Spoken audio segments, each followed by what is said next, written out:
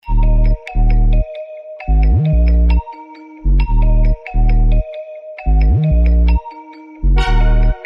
welcome back to my channel. It's Mirby Marinzuki for today's video. Ito yung another job experiences of my first day. At ito yung mga na-experience ko sa mga hindi lang first day, second day, third day na kami. So ano yung mga experiences ko dito sa trabaho na to. So nakapasok kami sa trabaho na to sa Yoremco Gensan.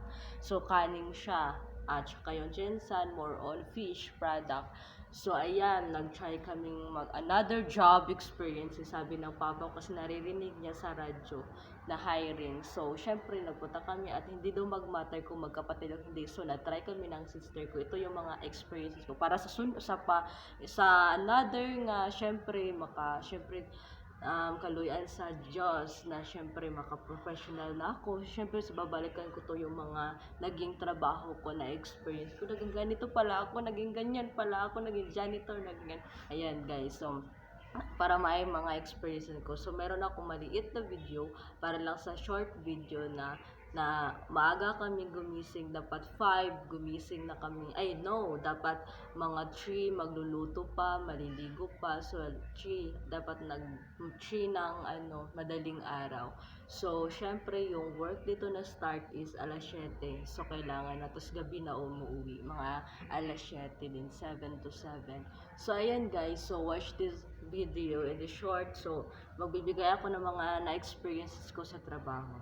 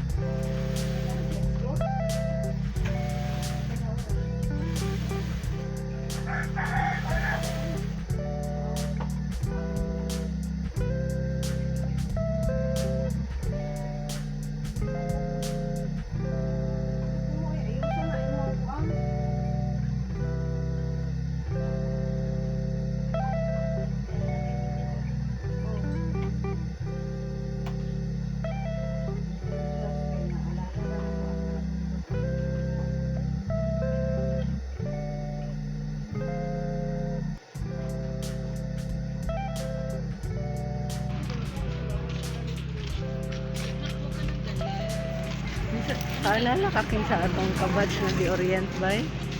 Guys, so panood na talaga ang aking syempre video na maliit lang. Yan yung maaga kaming nagising kasi alas 3 kailangan nang gumising. Tapos pagpunta tayo dapat before 7 nandun ka na. So umuwi gabi na alas 7 din, 7 to 7. So syempre nabigla yung katawan ko. Aminin ko naman kasi ganun talaga, mabibigla yung katawan ko kapag naman focus lang kasi ako dati sa pag-aaral, tapos wala akong experience, hindi ko na-try maging working. So nabigla yung katawan ko sa mga, syempre bukas ay alas 7 ka nakatayo, tapos syempre uuwi ka alas 7. So syempre nabigla yung katawan ko. Alam ko naman na hindi okay yung first duty ko, pero kinakaya ko na lang kasi syempre kung mapunta ako sa iba na trabaho, hindi pwede kasi alam ko kasi na mabigat yun. Tsaka syempre wag mong pilitin yung sarili mo kapag nasa mabigat ka na trabaho, kawawa yung katawan mo. So kailangan ano talaga na kayang-kaya mo talaga yung trabaho. Ako kinakaya ko. Pero kapag sa iba na trabaho, hindi. Kaya syempre, pag hindi mo kaya, mag-give up ka na eh. Kasi wag mo naman hayaan na paano pa yung katawan mo, syempre. Yun, kapag another hiring na naman sa iba na ano, syempre mag-a-apply pa rin ako. Ito lang yung another job experience ko kasi ito yung gusto ng papa ko na makatry kami, narinig niya sa radyo to. So, syempre nag-try din kami kasi hindi namin na-try. Pero yung mga, syempre alam mo naman, yung mga mabibigat na trabaho, nabigla yung katawan ko, mayroon talaga hindi okay sa first day ko, pero kinakaya ko, nakakahiya nga. Siyempre, yan lang, nasi-share ko kasi nga, kapag kasi nabibigla yung katawan mo, hindi talaga siya makaka-apekto din sa katawan mo kapag hindi ka sanay sa trabaho tapos pumasok ka sa babigat na trabaho, hindi talaga yun. Dapat sanay yung trabaho, sanay ka sa trabaho para pagpasok mo sa mabigat, hindi ka na mabibigla. Ako, focus lang sa pag-aaral, tapos pag-graduate, nag-experiences. Ayan, tapos hindi pa nakapag-board, di ba, nag-experiences lang. So, ayan, pag nag-experiences ka sa mabibigat, talagang ganun talaga ang epekto sa akin. Nalaman ko kasi nung first duty ko. Pero kapag ipapasa ako sa iba na trabaho, ayoko na. Mag-give up ako at saka mag-try na naman ako mag-apply sa iba hanggang sa makaipon ako kasi um, hindi talaga madaling makahanap ng trabaho. Akala mo dahil tapos ka na sa pag-aaral, makakahanap ka agad ng trabaho, graduate ka nga, pero hindi naman madaling makahanap ng trabaho. Kaya ang yung naiisip ko na makapagtrabaho ka agad, malalaman mo talaga pag tapos ka ng mag-graduate. Diyan mo makikita kung madali ka lang bang ma-hire, mapapasok sa trabaho. Swerteng-swerte mo kapag madali kang na-hire. Pero kapag hindi, ganun talaga ang buhay. Huwag nating pilitin kung gano'n ang kapalaran ng buhay natin. So, ayan guys, share ko na sa yung experiences ko sa trabaho, sa work na labeling. So, ang ginagawa namin sa labeling, hindi ko pa nasabi na mag-erase na kami sa lata. So, syempre, mas okay din yung magle-label ka lang kasi napakadali, glue lang yung gamit. Pero kasi mag-erase ka, so syempre madami din mga lata. So ayan yung ginagawa ng label para sa mga hindi alam ko anong labeling na yan kasi hindi pa nakatry sa mga kanin, mga canned goods, ganyan.